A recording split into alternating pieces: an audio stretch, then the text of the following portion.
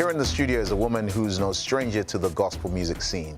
As a musician, songwriter, and psalmist, she shared the stage with the likes of Kirk Franklin, CeCe Winans, and many more. In a time of racial tension in America, her voice brought a sense of calm to the country after 5 police officers were slain.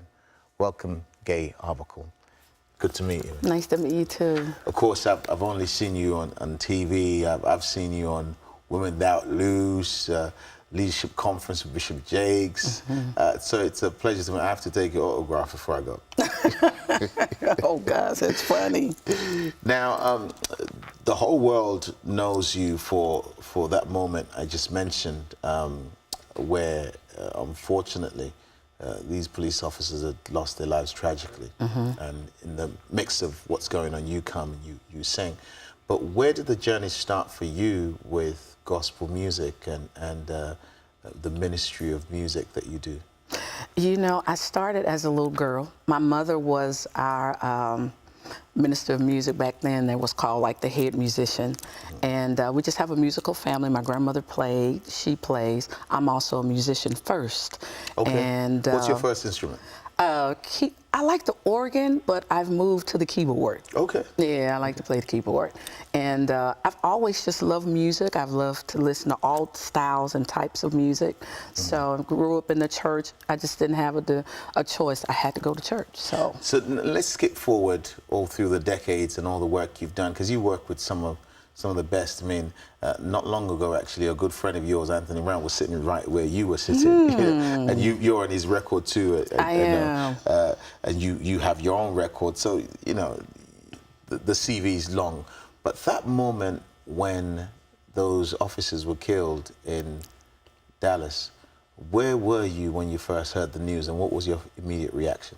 Well, a friend of mine called me and said, hey, do you have the news on? I was like, no. I was kind of out and about at the mall, moving around.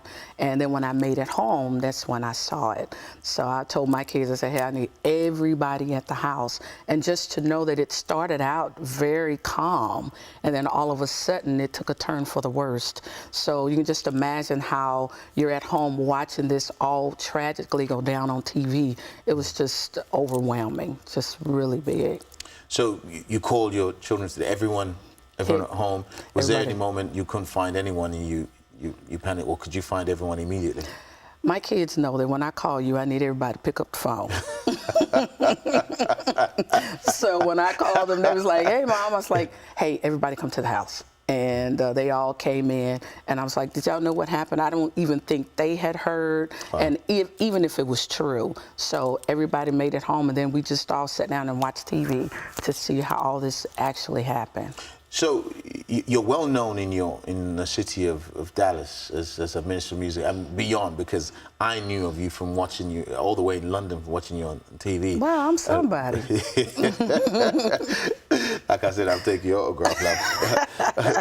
But when you got the call to sing at this gathering, it's a tragic moment. As a singer, what was your first reaction? Because you knew the whole world would be watching, because everyone in the world was watching Dallas at the moment. Yeah. Actually, my pastor called, and our choir and another choir in Dallas, Presbyterian, we're going to come together and do an interracial choir. And we did the rehearsal. And here's the thing, I think people think that they actually called me. They didn't. Our choir was doing it, and I decided at the last minute to lead the song that I led. And I didn't know it was that big. I thought it was just going to be, you know, on TV. Didn't realize it was on CNN until I looked out on social media and people were texting me and found out that this was really a huge deal. So, you know, what an honor to be able to, you know, heal the land, because that's really what it was all about. And I watched the families on the first row. They were just crying. It's not much you can really do except go, God, please use me, that they can feel some type of peace and rest in the building. Now, as I said, you have your own record, so that moment that we all experience around the world, we could have a whole hour of it with you on a CD. What informs, because I've read of you that you you're very particular about lyrics. It has to be biblical.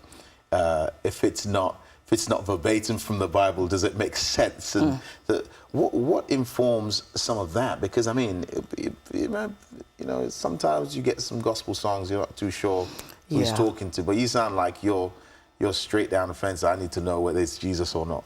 Well, here's one I know that people learn the scripture through music sometimes, and it's easier. So if they don't actually sit down and read it, if they hear it in a song, they remember it a little quicker and a little better. So for me, I never wanted to be biblically incorrect. I just have this fear that I'm probably going to walk down the street and I'll probably slip and fall because I didn't handle that right. So I think for me, I just want to make sure that I'm doing what God has called me to do. Right. So you're in the middle of a worship service. You are the one leading. You're the one we're looking to keep us pumping. What is going through your mind and your heart at those moments, whether it's a big gathering or a small gathering? What are you saying to yourself? What are you saying to God as you do that? Well, believe it or not, I get a little nervous before I sing. And after all these years? I still do. I do. And because I have so much music in my head, I'm in the back reading over lyrics sometimes, or I'm singing it in my head. Then there's been times where if I turn around, I'm asking the praise team, these words, and then I turn around and go, okay, now I got it. Yeah. So I want people, when they do worship or when they see it in front, that they're having fun with it. You know, I think a lot of times, and it's a serious moment, but it can also be an energizing moment, and it could be, I want them to come back and feel like, man, I hear people talk about worship, but this is what it is. Oh yeah, I love it. So that's what I want people to feel. One final question for you.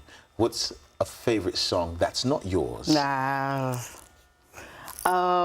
What shall I render unto God? I love hymns.